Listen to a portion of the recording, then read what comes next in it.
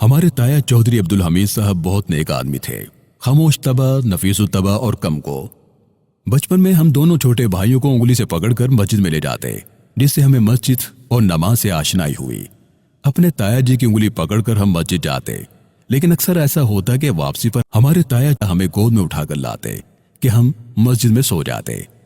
میں بغیر کسی تردد کے یہ کہہ سکتا ہوں کہ نماز کی عادت اور مسجد سے انسیت ہمیں اپنے تایا جی کے ذریعے ہی حاصل ہوئی۔ نماز میں وہ ہمیں اپنے ساتھ ایک کونے میں کھڑا کرتے، خود امام صاحب کی اقتداء کرتے، جبکہ ہم اپنے تایا کی۔ وہ قیام کرتے تو ہم بھی قیام کرتے، وہ رکوع میں جاتے تو ہم بھی رکوع میں جاتے، وہ سجدہ کرتے تو ہم بھی ان کے ساتھ سجدہ کرتے۔ تشہد میں جب وہ کلمہ شہادت پر انگلی اٹھاتے تو ان کی عادت تھی کہ ہلکے سے جھٹکے سے اسے واپس نیچے رکھتے، چنانچہ ہم بھی ایسا ہی کرتے، بلکہ آج بھی میری عادت ہے کہ میں نہ چاہتے ہوئے بھی بعض اوقات ایسا کر جاتا ہوں۔ بہرحال بچپن گزرا، نوجوانی میں قدم رکھا تو اچانک ایک دن تایا جی کے دل میں تکلیف ہوئی۔ ہسپتال لے کر گئے، مگر جب وقت آ جائے تو اسے ٹالا نہیں جا سکتا، چنانچہ ہمارا تایا جی اللہ کو پیارے ہو گئے۔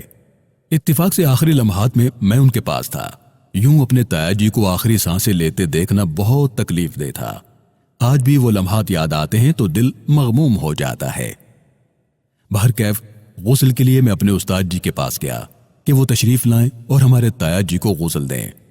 مجھے اچھی طرح سے یاد ہے کہ ہمارے وہ استاد کے جن کو ہم بھائی ظہور کہا کرتے تھے، انہوں نے مجھے کہا کہ بیٹا غسل تم دو۔ یہ سنتے ہی میں ٹھٹک کر رہ گیا، کیونکہ میں نے کبھی یہ سوچا ہی نہ تھا کہ میں کبھی کسی فوت شدہ کو غسل دے سکتا ہوں۔ میں نے انہیں کہا کہ میں نہیں جانتا کہ مردے کو کیسے غسل دیا جاتا ہے۔ انہوں نے مجھے حوصلہ دیا کہ بیٹا دیکھو، یہ تم پر اپنے تایا جی کا حق ہے کہ انہوں نے تمہیں کتنا پیار دیا، تمہیں نمازی بنایا، تمہیں مسجد کا راستہ دکھایا۔ سوچو وہ کتنے خوش ہوں گے کہ جب انہیں یہ معلوم ہوگا کہ ان کا اپنا بھتیجا انہیں اللہ کے حوالے کرنے سے قبل غسل دے۔ یہ ان کا تم پر آخری حق ہے۔ یہ سب باتیں میرے لیے اگرچہ اجنبی اور نامانوس تھیں، مگر پھر بھیگی آنکھوں میں وہ سب منظر گھومنے لگے کہ کس طرح وہ ہمیں انگلی پکڑ کر مسجد میں لے جاتے، کیسے وہ ہمیں سوتے ہوئے اپنے سینے سے لگا کر واپس لاتے۔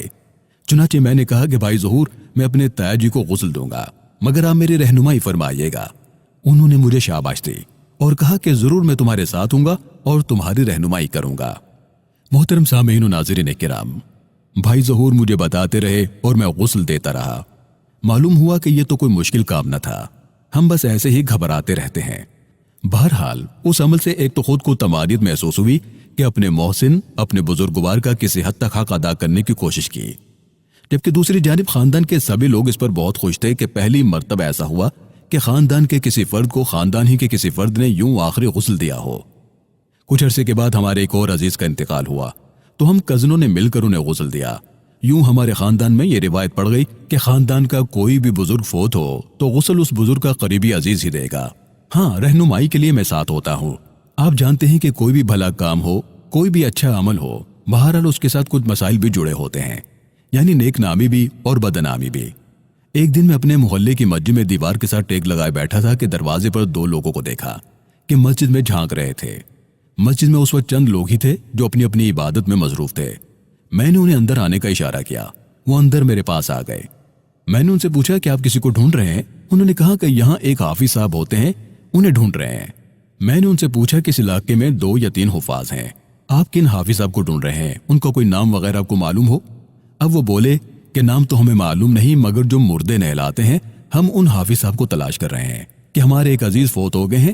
ہمیں کسی نے بتایا ہے کہ اس محلے میں ایک حافظ صاحب ہیں جو مردے نہلانے کا کام کرتے ہیں، چنانچہ ہم انہیں لینے آئے ہیں۔ ان کی بات سن کر میں ہکا بکا ہو گیا۔ میری پریشانی اور چہرے کے تاثرات کو دیکھتے ہوئے بولے کہ کیا بات ہے، آپ پریشان کیوں ہو گئے؟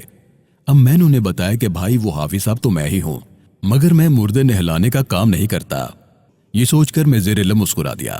میری معنی خیز مسکراہٹ پہ وہ دونوں اجنبی بھی حیران ہوئے اور بولے کہ کیا ہوا حضور؟ تب میں نے انہیں حقیقت حال بتائی تو وہ دونوں بھی شرمسار سے ہونے لگے، لیکن میں نے ان سے کہا کہ کوئی بات نہیں، یہ تو نیکی کا کام ہے اور اس کا بہت بڑا اجر ہے۔ میں آپ لوگوں کے ساتھ چلتا ہوں مگر ایک شرط پر۔ وہ بولے کہ وہ کیا؟ میں نے انہیں کہا کہ غسل کا طریقہ میں بتاؤں گا جبکہ غسل آپ دیں گے۔ وہ دونوں راضی ہو گئے، چنانچہ میں انہیں بتاتا رہا اور وہ غسل دیتے رہے۔ غسل کے بعد کہنے لگے کہ حافظ صاحب یہ تو کوئی مسئلہ ہی نہیں تھا۔ میں نے ان سے عہد لیا کہ اب کبھی بھی آپ کے خاندان میں آپ کو کوئی عزیز وغیرہ فوت ہو تو آپ مل کر انہیں غسل دیں گے، یہ ان کا ہم پر آخری حق ہے۔ انہوں نے وعدہ کیا کہ وہ ایسا ہی کریں گے۔ मोहतरम सामईन व नाज़रीन किराम, कुछ उमूर ऐसे होते हैं कि हम नफ्सियाती तौर पर, समाजी तौर पर या कुछ मुआशरती तौर पर उनके करने से घबराते हैं, डरते हैं या शायद जान छुड़ाते हैं। लोग कहते हैं कि जनाब हमें मुर्दे से डर लगता है, कोई कहता है कि जनाब उस मुर्दे की रूह मुझसे चिमट जाएगी, कोई जरासीम का बहाना बनाता नजर आता है कि जनाब कहीं जरासीम न लग जाए। लेकिन एक बात की समझ नहीं आती कि अगर हमारे फौत होने वाले अजीज ने कोई कीमती घड़ी बांध रखी हो तो उसे फौरन उतार लिया जाता है। जेब में मोबाइल या रुपया पैसा हो तो वो भी गायब कर दिया जाता है। न उस कीमती घड़ी पर कोई जरासीम होते हैं और न ही उस मोबाइल और रकम पर जो जेब से निकाल ली जाए। हाँ, मुर्दे के कपड़ों में, मुर्दे के नहलाने वाले साबुन पे बहुत जरासीम होते हैं कि फौरन ही उनसे छुटकारा हासिल किया जाता है। ये हमारा दोहरा मयार है, ये इंतहाई नामुनासिब रवैया है। कई मरतबा ये देखने का इत्तेफाक हुआ कि किसी का कोई अजीज फोत हुआ तो सबसे पहले मोबाइल, घड़ी, रुपया पैसा और दूसरी कीमती अशिया जेबों से निकाल ली गई और फिर खैर से रोना पीटना और सीना को भी शुरू कर दी जाती है। बंदा पूछे जनाबे वाला ये कैसे समझदार आंसू हैं कि माल समेटने के बाद ही आंखों से बरसते हैं, कैसे अक्लमंद हाथ हैं कि माल की सफाई के बाद ही चेहरे और सीने पे पड़ते हैं। मुर्दे को गुस्ल की बात आ जाए तो जनाब डर लगता है। सुभान अल्लाह, मुर्दे से डर लगता है। क्या मुर्दे की कीमती चीजों से डर नहीं लगता कि जिससे हकीकतन डरना चाहिए कि वो विरासत का माल है, जिसका सवाल होगा कि जिसका हिसाब होगा। बाहर कैफ बात हो रही थी कि अपना कोई अजीज रिश्तेदार फोत हो जाए तो ये उसका हम पर आखिरी हक होता है कि हम खुद अपने हाथों से उसे गुस्ल दें, उसे आखिरी लिबास यानी कफन पहनाएं, खुद उसकी नमाज जनाजा अदा करें और खुद अपने हाथों से उसे कब्र में उतारें। जो दर्द, जो गम, जो दुख और जो हमदर्दी हमें अपने अजीज से हो सकती है वो किसी दूसरे को नहीं हो सकती।